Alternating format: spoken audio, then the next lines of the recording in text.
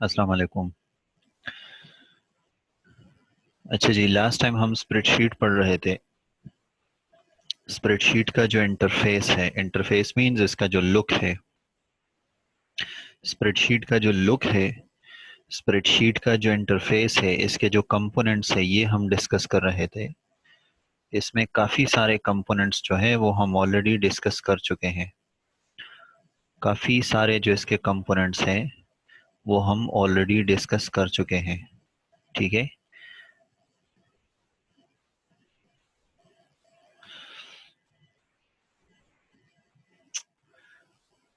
अच्छा जी, इसके जो डिफरेंट कंपोनेंट्स हैं वो हम ऑलरेडी डिस्कस कर चुके हैं। इसमें से हर एक कंपोनेंट का नाम क्या है वो यहाँ पर आपके नोट्स में नज़र आ रहा है। ये नोट्स में ऑलरेडी शेयर कर चुका हूँ ग्रुप में। ठीक है। और हर एक जो कंपोनेंट है उसके फिर डिस्क्रिप्शन क्या है। कॉलम्स जो है, मैंने आपको कहा था कॉलम्स, कॉलम जो है वो ये जो हमारे पास है, ये रहा।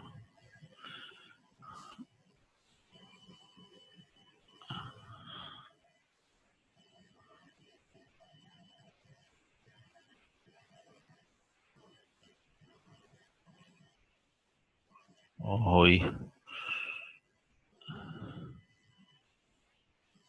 हाँ जी,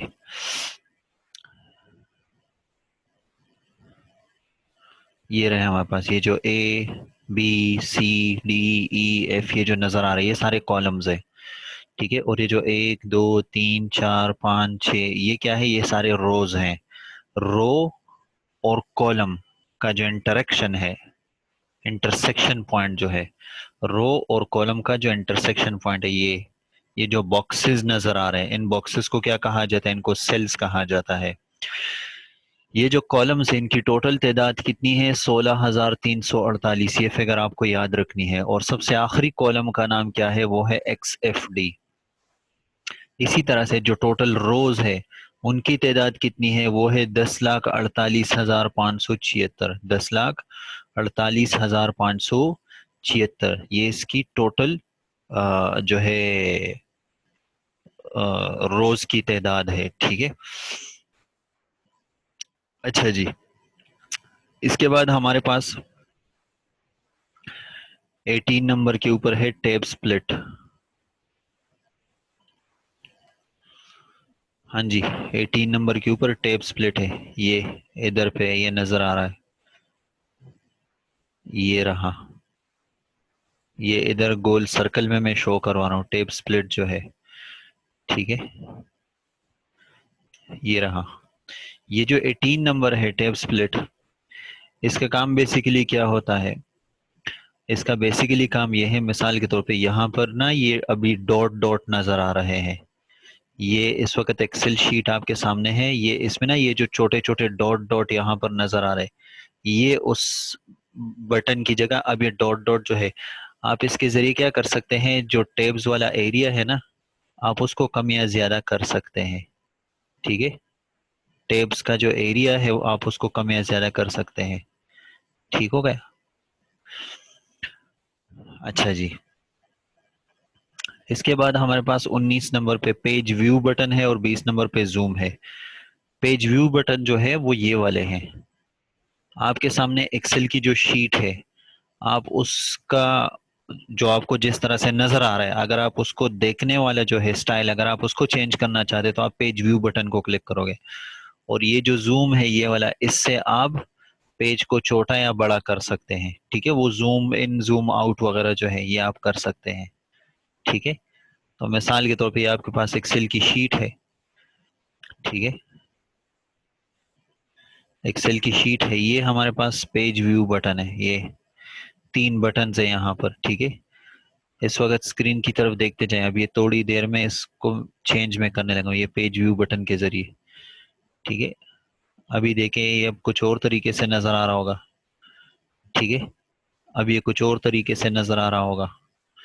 ठीक हो गया। और ये नॉर्मल तरीका है। ठीक होगा। इस तरह से ये जो यहाँ पर प्लस माइनस है ये जूम इन और जूम आउट के बटन है। ठीक है, तो आप इनको पेज को बड़ा छोटा करने के लिए यूज करते हो। ये हमारे पास कंपोनेंट्स है, जो 20 कंपोनेंट्स है एक्सेल जो यूजर इंटरफेस है उसके। ठीक है, ये सारे इसके क्या थे, ये सारे कंपोनेंट्स थे। अब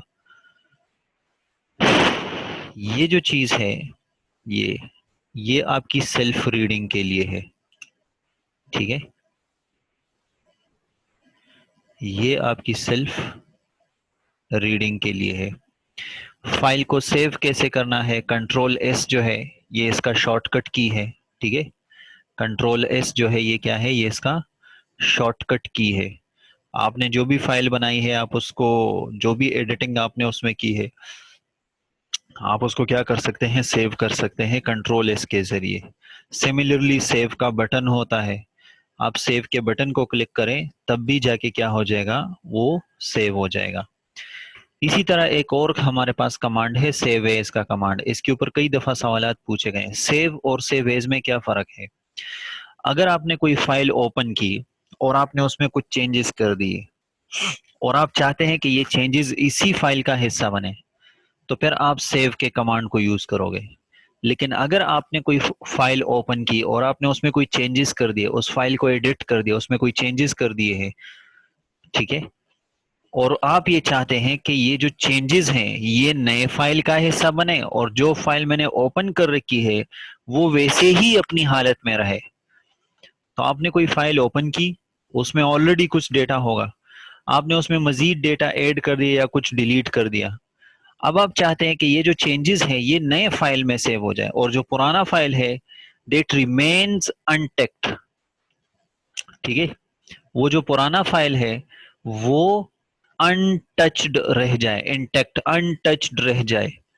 ठीक है, तो फिर आपको क्या करना पड़ेगा, फिर आपको सेवेज का कमांड इस्तेमाल करना पड़ेगा। सेवेज का जो कमांड है उसकी वजह से क्या हो जाता है, उसकी वजह से आपके जो है जो ओरिजिनल फाइल है वो अपनी जगह रह जाता है और आपने ओरिजिनल फाइल में जो चेंजेस की है वो चेंजेस किसी दूसरे फाइल में जाके सेव हो जाती है, किसी दूसरे नाम से आप उसको सेव कर लेते हैं। तो ये सेव एज का कमांड है। अच्छा जी, अब ये वाले जो पेज है, इस वक्त मैं पेज नंबर 3 के ऊपर हूं। ठीक है, पेज नंबर 3 से लेके कुछ पेजेस हैं वो आप लोगों ने कंप्यूटर के सामने बैठ के इसको रीड करना है और जो जो यहाँ पर लिखा है वैसे वैसे करना है उधर पे। ये आपकी अपनी प्रैक्टिस के लिए है। पेज नंबर 3 से लेके यहां से लेके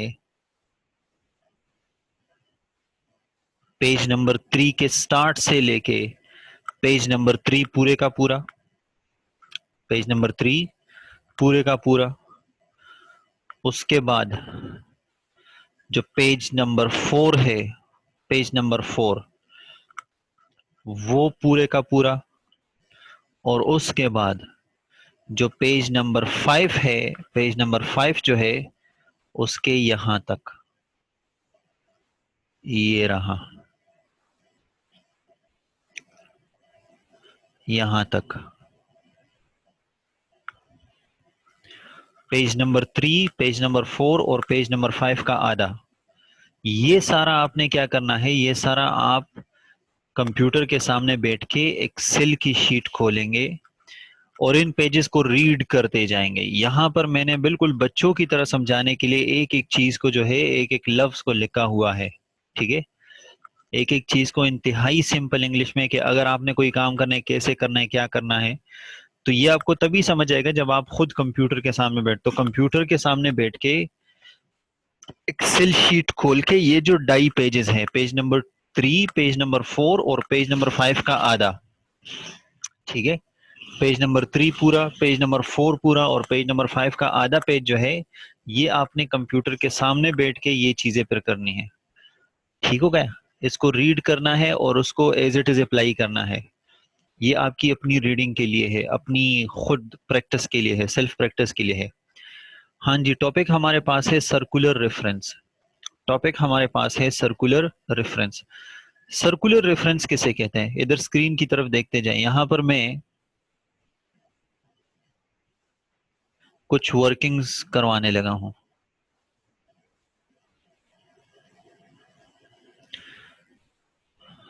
कुछ वर्किंग्स में करवाने लगा हूं। मिसाल के तौर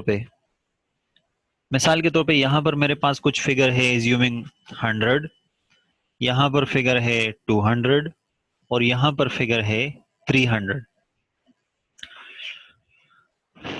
ये जो सेल D1 है, D2 है, D3 है, इसमें कुछ वैल्यूज हैं हमारे पास। मैं चाहता हूं कि सेल D4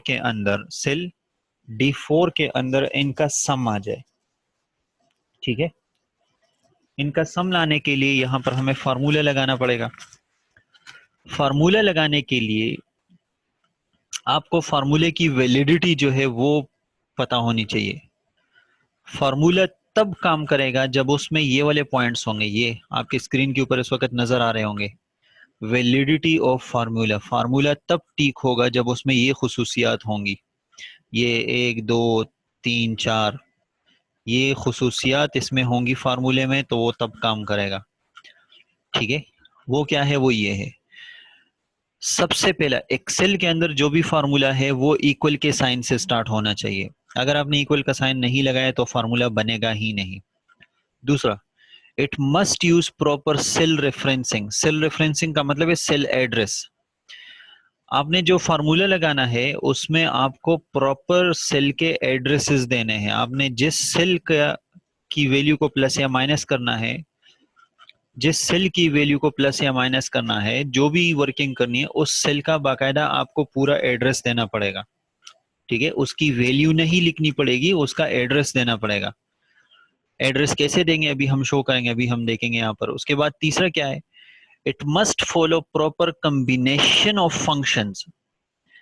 अगर आपने किसी फंक्शन का इस्तेमाल करना है, ये फंक्शन का इस्तेमाल भी अभी हम देख लेंगे थोड़ी देर में, तो आपने फिर वो फंक्शन प्रॉपर सही तरीके से इस्तेमाल करना है। एंड ऑपरेटर या सेपरेटर सही इस्तेमाल करना है।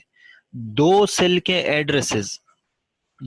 के एड्रेसेस जो है उसको एक दूसरे से सही तरीके से अलहदा किया जाए। तो अलहदा करने के लिए जो जो साइंस एक्सेल के अंदर डिफाइंड है आप वही साइन इस्तेमाल करेंगे, अदरवाइज फिर वो सेपरेटर सही इस्तेमाल नहीं होगा। मिसाल के तौर पे अब इधर देखते जाए, D1, D2 और D3 के अंदर हमारे पास कुछ वैल्यूज हैं। मैं चाहता हूं कि सेल D4 के अंदर ये ऊपर तीनों फिगर्स का सम आ जाए। तो एक तरीका ये है कि मैं ये करूं कि इक्वल के साइन से स्टार्ट किया मैंने, मैं लिख दूं 100, फिर प्लस 200, फिर प्लस 300, तो बिल्कुल ठीक है, 600 आ गया। लेकिन याद रखें ये वाला फार्मूला वैलिड नहीं है। रीजन, क्योंकि इसमें इक्वल का साइन तो है इसमें, लेकिन ये जो 100, 200, 300 ये कहां पर वाक़या है, उस जगह का एड्रेस इसमें नहीं है। इस फार्मूले में उस जगह का एड्रेस नहीं, रेफरेंस नहीं है इसमें। ठीक है, तो ये कोई एक्सेल का कोई फार्मूला नहीं है। ठीक है, ये तो सिंपल कैलकुलेटर है, ये एक्सेल का फार्मूला नहीं है। तो अब वैलिडिटी ऑफ फार्मूला के अंदर इक्वल के साइन से फार्मूला स्टार्ट होना चाहिए। दूसरा, सेल के एड्रेसेस आने चाहिए। तो मैं क्या करना चाहूँ, मैं चाहता हूं कि इक्वल ये वाला सेल जिसका नाम है D1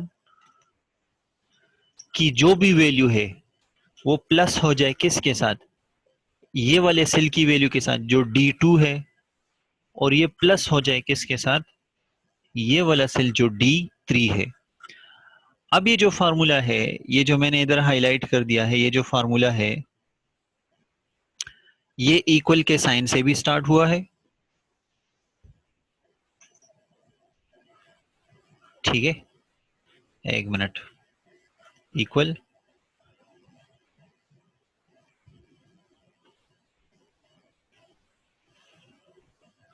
ये हो गया, प्लस ये हो गया, और प्लस ये हो गया। ठीक है, अब देखें यहां पर जो फॉर्मूला है,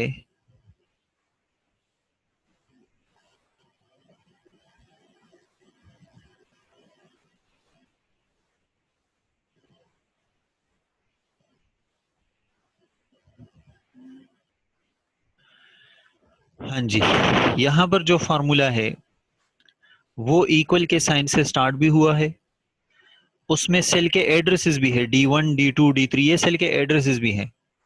और तीसरी बात, इनके बीच में ये D1 D2 और D3 के बीच में देखे कौन सा साइन है, प्लस का साइन है। तो प्लस जो है ये वो साइन है जो कि प्रॉपर सेपरेटर है एक सेल के अंदर। ठीक है, तो यहां पर जो चौथी चीज है वो क्या है, वो है प्रॉपर ऑपरेटर या प्रॉपर सेपरेटर का इस्तेमाल करें। मिसाल के तौर पे आप प्लस का साइन इस्तेमाल कर सकते हैं, माइनस का साइन, डिवीजन का साइन, स्टार मल्टीप्लीकेशन का साइन, रेज टू पावर का साइन। ठीक है, ये वो साइंस है जिनके जरिए आप क्या कर सकते हैं, सेल्स के एड्रेसेस, और यहाँ पर इनके सिंबल्स भी गिवन है, या मतलब वो जो सीक्वेंस है वो भी गिवन है। ठीक है, तो आप इनको क्या कर सकते हैं, एज अ सेपरेटर इस्तेमाल कर सकते हैं। अच्छा, आप जो डबल डॉट है, जो सीमी कॉलन है, आप उसको भी इस्तेमाल कर सकते हैं। ठीक है, जो सीमी कॉलन है वो जो इस तरह डबल डॉट होता है, आप उसको भी इस्तेमाल कर सकते हैं एज अ सेपरेटर। ठीक हो गया। तो ये जो है फार्मूला तब वैलिड होगा। तो यहाँ पर ये जो फार्मूला है ये इक्वल के साइन से भी स्टार्ट हुआ है, इसमें प्रॉपर सेल रेफरेंसिंग भी है। ये जो D1 D2 D3 है इसको सेल रेफरेंसिंग कहा जाता है। आपने सेल के एड्रेसेस इस फार्मूले में दिए हुए। ठीक है, सेल के एड्रेस देने का फायदा क्या है कि आप यहाँ पर इस वैल्यू को, मिसाल के तौर पर D1 की वैल्यू को मैं 100 से 500 कर देता हूँ, आप इसको चेंज करेंगे ऑटोमेटिकली इसका इफेक्ट जो है आपके फार्मूले में चला जाएगा। ये 1000 हो गया, यहाँ पर पहले 600 था, अब 1000 हो गए।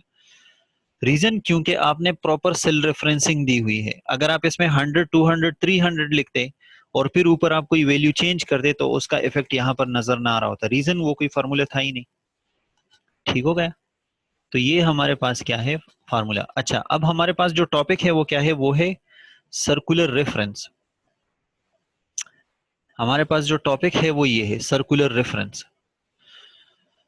सर्कुलर रेफरेंस किसे कहते हैं, अब देखें, ये जो सेल है इसमें मैं फार्मूला डालने लगा हूं, और फार्मूले में मैंने क्या किया, जो D1 D2 D3 है उसमें तो वैल्यूज है, और इनका सम मैं D4 में शो करवाना चाहता हूं। D4 सेल में, D4 सेल वो सेल है जिसमें फार्मूला टाइप हुआ है। अगर वो सेल जिसमें खुद फार्मूला है, अगर आप उस फार्मूले में उस सेल का भी एड्रेस दे दें जिसमें खुद वो फार्मूला है, मिसाल के तौर पे D4 भी मैंने दे दिया, मैं फार्मूला टाइप कर रहा हूं सेल D4 में, और मैंने फार्मूले में उसी सेल का एड्रेस भी दे दिया जिसमें खुद फार्मूला है। ठीक है, तो अब हमारे पास एक एरर स्क्रीन के ऊपर आ जाएगा, और उस एरर को क्या कहा जाएगा, सर्कुलर रेफरेंस का एरर कहा जाता है। ये इधर डायलॉग में आपको नजर आ रहा होगा, केयरफुल, वी फाउंड वन और मोर सर्कुलर रेफरेंस। सर्कुलर रेफरेंस कौन से एरर को कहते हैं, जब आप किसी सेल के अंदर जिसमें फार्मूला है, उस फार्मूले में फार्मूले वाले सेल का एड्रेस भी दे दें, तो इस वाले एरर को क्या कहा जाता है, इसको सर्कुलर रेफरेंस कहा जाता है। ठीक है, और ये आपके पास इधर पे यहां पर नजर भी आ रहा होगा। ठीक है, ये इधर नीचे नजर आ रहा है कि सर्कुलर रेफरेंस है। आपको सेल भी नजर आ रहा है कि कौन से सेल में जो है सर्कुलर रेफरेंस का एरर है। ठीक है,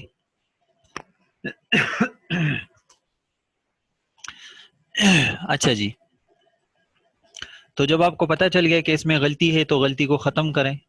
खत्म करने का तरीका क्या है, इसमें से फार्मूले वाले सेल का एड्रेस हटा दें, सिंपल, तो सर्कुलर रेफरेंस खत्म हो जाएगा। अच्छा, अब मैं जरा ये जो 600 है, ये तो मैंने इंडिविजुअल सेल के एड्रेसेस कैसे किए हुए है ना, मिसाल के इसमें D1 है, D2 है, D3 है। ठीक है, लेकिन मैं कर सकता हूं कि ये जो 600 है ये सम के फंक्शन से कैलकुलेट करूं, सम का जो फंक्शन है, बजाय इसके कि आप एक एक सेल का, मिसाल के तौर पे ये 2-3 हजार सेल्स हैं, तो फिर 2-3 हजार टाइपिंग करने तो काफी मुश्किल हो जाएगा। तो आप कर सकते हैं कि आप क्या करें, आप मिसाल के तौर पे सम का फंक्शन इस्तेमाल करें। जब सम का फंक्शन इस्तेमाल करें तो फॉर्मूला ये हो जाएगा,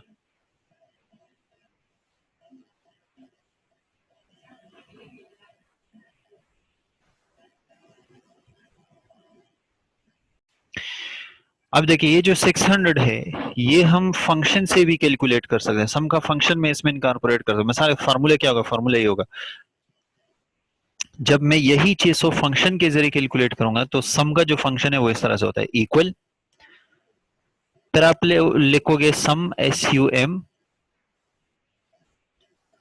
सम हो गया, फिर आप ब्रैकेट स्टार्ट करोगे, ठीक है, और ब्रैकेट के अंदर रेंज डिफाइन करोगे। रेंज मींस कहां से लेके कहां तक के सेल्स को प्लस कर दो, कहां से लेके कहां तक के सेल्स को प्लस कर दो। तो मैं चाहता हूं कि सेल D1 से लेकर, अब इसमें डबल डॉट जो सेमी कॉलन है वो लगाना है अपने, सेमी कॉलन जो है वो लगाना है। D1 से लेके D3 तक का जो एरिया है ब्रैकेट बंद कर दे। इसके बाद ये जो इधर लिखा है ना D1 से लेके D3 तक, D1 से लेके D3 तक जो लिखा हुआ है, ये क्या है, ये रेंज ऑफ सेल्स है। ये क्या है, ये रेंज ऑफ सेल्स है। तो बजाय इसके कि आप इंडिविजुअल सेल के addresses they D1 plus D2 plus D3 plus D4 plus D5 and so on, आप कर सकते हैं कि आप क्या करें, आप रेंज ऑफ सेल्स डिफाइन कर रहे हैं कि भाई इस रेंज के अंदर जो वैल्यूज है उसको प्लस कर दें।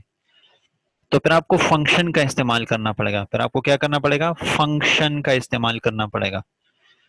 ठीक हो गया, फंक्शन का इस्तेमाल करना पड़ेगा आपको फिर। तो यहां पर आप देखें D1 और D3 के बीच में जो साइन है, ये भी एक प्रॉपर सेपरेटर है। ये भी क्या है, ये भी एक प्रॉपर सेपरेटर है, क्योंकि इसके जरिए भी क्या हुआ है, सेल के जो एड्रेसेस है वो एक दूसरे से अलग नजर आ रहे हैं। सेल के जो एड्रेसेस हैं वो एक दूसरे से अलग नजर आ रहे हैं। ठीक हो गया, ये चीज समझ आ गई है। हम टॉपिक क्या पढ़ रहे थे, हम टॉपिक पढ़ रहे थे सर्कुलर रेफरेंस। सर्कुलर रेफरेंस मैंने कहा कि अगर आप D1 D2 D3 अगर आप इंडिविजुअल सेल के एड्रेसेस देते हैं और उसमें D4 सेल का एड्रेस भी दे जिसमें खुद फार्मूला है, तो आपको सर्कुलर रेफरेंस आ जाता। मिसाल के तौर पे मैं रेंज के अंदर जो है उसमें जरा ये सेल का जो एड्रेस है वो देना चाहता हूं जिसमें फार्मूला है। मैंने कहा D1 से लेके D4 तक को प्लस कर दें। अगेन इस फार्मूले में उस सेल का एड्रेस भी है जिसमें खुद फार्मूला है। अब जरा देखना चाहते हैं कि क्या अब सर्कुलर रेफरेंस का एरर आएगा। यस, सर्कुलर रेफरेंस का एरर अब भी आ गया है। ठीक है, स्क्रीन के ऊपर आपके पास एक मैसेज नजर आ गया है। उस मैसेज में क्या लिखा है कि सर्कुलर रेफरेंस मींस आपने जो फार्मूला बनाया है उस फार्मूले में उस सेल का एड्रेस भी है जिस सेल में खुद फार्मूला है। तो फिर तो ये वर्किंग गलत हो जाएगी। ठीक है, फिर तो आपके लिए प्रॉपर कैलकुलेशन नहीं करके देगा। तो फिर जब आपको पता चल गया कि कहीं पर सर्कुलर रेफरेंस है, ठीक है, तो फिर आप उसको क्या कर देंगे, उसको खत्म कर देंगे। ठीक हो गया। और यहाँ पर बकायदा आपको टास्क बार में नजर आ रहा होगा, ये इधर नीचे ये जो ग्रीन कलर का बार नहीं है ये वाला, ये ग्रीन कलर का जो बार है इसमें आपको बकायदा नजर आ रहा होगा कि सर्कुलर रेफरेंस है कौन सी जगह पे, D4 के अंदर। तो आप D4 में जाके वो जो इशू है आप उसको हल कर दोगे। ओहो, यहाँ पर तो हमने वो सेल का एड्रेस दिया जिसमें खुद फार्मूला है, आप उसको खत्म कर दोगे तो आपके पास फार्मूला सही वर्किंग शो करवा देगा।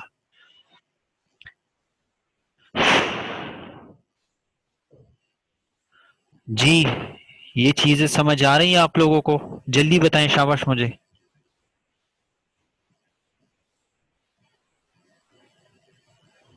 Yes sir.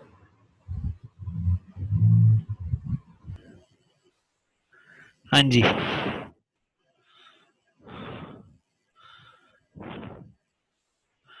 ठीक हो गया। सर्कुलर रेफरेंस का एरर। इसके बाद आप नीचे जाओगे, ये वैलिडिटी ऑफ फार्मूला हमने देख लिया है।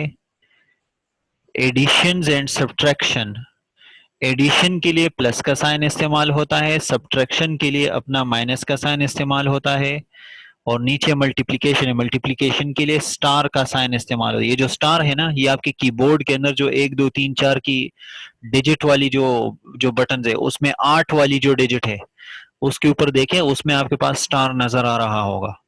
ठीक है, तो जब आप शिफ्ट के साथ 8 का बटन प्रेस करेंगे ना तो वहां पर वो स्टेरिक यानी स्टार जो है वो आ जाएगा आपके पास। ये जो स्टार है ये मल्टीप्लिकेशन के लिए इस्तेमाल होता है और ये जो स्लेश है ये डिवीजन के लिए इस्तेमाल होता है। अच्छा, आपके पास एक रूल आप लोगों ने पढ़ा होगा, डिमास का रूल। ठीक है, डिवीजन, मल्टीप्लिकेशन, एडिशन, सब्ट्रैक्शन। ठीक है, सेम यही रूल एक्सेल के अंदर इस्तेमाल होता है। सेम यही रूल एक्सेल के अंदर है। मिसाल के तौर पे अगर आप एक्सेल में करें ना कि 2 + 2 ज़रब 2 -2 तक़सीम 2, ठीक है, तो सबसे पहले एक्सेल क्या करेगा, डिवीजन वाला फंक्शन परफॉर्म करेगा, उसके बाद ये मल्टीप्लिकेशन वाला फंक्शन परफॉर्म करेगा, उसके बाद ये एडिशन वाला, और उसके बाद ये सब्ट्रैक्शन वाला फंक्शन परफॉर्म करेगा। ठीक हो गया। तो अगर आपने अगर आप चाहते हैं कि इस रूल के मुताबिक कैलकुलेशन ना हो, मिसाल के तौर पे आप चाहते हैं कि एडिशन पहले हो जाए और डिवीजन बाद में हो जाए, तो फिर आपको क्या करना पड़ेगा, जो चीज आप चाहते हैं कि पहले हो जाए आप उसको ब्रैकेट में बंद करना पड़ेगा, उसको क्या करना पड़ेगा, ब्रैकेट्स में बंद करना पड़ेगा। ये रहा यूज ऑफ ब्रैकेट्स। तो अगर आप किसी भी कैलकुलेशन को ब्रैकेट्स में बंद कर देते हैं तो इसका मतलब क्या होगा कि फिर वो वाली कैलकुलेशन पहले होगी और बकाया कैलकुलेशन बाद में होगी।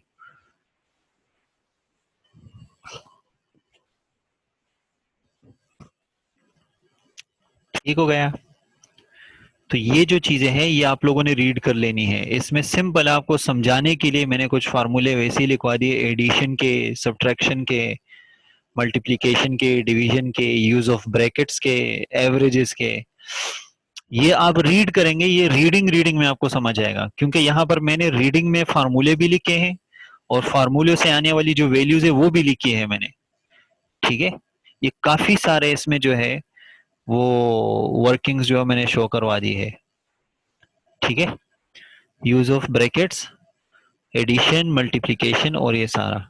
बस ठीक है, ये जो एरर वाला टॉपिक है ये अगले क्लास में पढ़ेंगे। ठीक है, इसके बाद हमारे पास है एरर वैल्यूज। आप एक्सेल में काम करोगे, काम के दौरान आपके सामने कुछ गलतियां नजर आ रही होंगी। अभी टाइम हमारे पास तकरीबन कुछ कम 3 मिनट्स हैं, बल्कि चले देख लेते हैं, अगर जितना हो सकता है वो कर लेंगे। ठीक है, एरर वैल्यूज। आपके पास एक एरर वैल्यू है div error. Div error, div error जो है ये कब आता है, जब आप एक्सेल के अंदर मिसाल के तौर पे यहां पर मेरे पास कुछ वैल्यू है 100, ठीक है, आप यहां पर दूसरे से ये जो C3 है इसमें फार्मूला टाइप करके इक्वल ये वाली जो वैल्यू है यानी C2 को डिवाइड कर दे किसके ऊपर, 0 के ऊपर, तो आपके पास डिव एरर आ जाएगा। जब आप किसी भी सेल की वैल्यू को डिवाइड बाय 0 करोगे तो आपके पास एक एरर आ जाएगा, उस एरर को क्या कहा जाता है, डिव एरर। या मिसाल के तौर पे आप ये कहते हैं कि इक्वल ये जो C3 है इसको डिवाइड कर दे A3 के ऊपर, तो देखें आपने डिवीजन बाय 0 कर दी तो डिव एरर आ गया, लेकिन अगर आपने division by an empty cell कर दिया, ये जो A3 है इसमें तो कुछ नहीं है ना, तो अगर किसी सेल में कुछ नहीं है तो इसका मतलब ये नहीं कि उसकी वैल्यू 0 है। बात समझ आ गई है, इसका मतलब हरगिज ये नहीं कि उसकी वैल्यू 0 है। हाँ, यहां पर मिसाल के तौर पे 0 लिखा जाता, ठीक है, तो 0 खुद एक वैल्यू है। बात समझ आ गई है। तो याद रखें अगर आप डिवीजन बाय 0 करेंगे, नॉट एम्प्टी सेल, ठीक है, अगर आप डिवीजन बाय 0 करेंगे तो आपके पास एक एरर आएगा और एरर का नाम क्या होगा, डिव एरर होगा। दूसरा एरर हमारे पास क्या है, दूसरा एरर हमारे पास ये है वैल्यू एरर। वैल्यू एरर कब आता है, जब आप एक्सेल में फिगर्स प्लस करते करते, मिसाल के तौर पे यहां पर ये जो 300 है ना, ये जो 300 है इसकी जगह कोई इंग्लिश का लफ्ज है, मिसाल के तौर पे एप्पल, ठीक है, मिसाल के तौर पे एप्पल है। अब आप क्या करना चाहते हैं, अब आप D1 प्लस D2 और प्लस D3, अगर आप ऐसे सेल्स का एड्रेस देते हैं जिसमें किसी सेल के अंदर डिजिट्स की बजाय, वैल्यू की बजाय कोई वर्ड हो, तो फिर आपको कौन सा एरर सामने आएगा, वो वैल्यू का एरर आएगा। ठीक है, अगर आप किसी ऐसी चीजों को प्लस करते हैं फार्मूला में, यार टाइम खत्म हो रहा है बस, ठीक है, ये फिर अगले दिन में पढ़ लेंगे। ठीक है, ये एरर्स जो अगले दिन में पढ़ लेंगे फिर, और टाइम खत्म हो रहा है। ठीक है, बाकी इंशाल्लाह अगले लेक्चर में देखेंगे।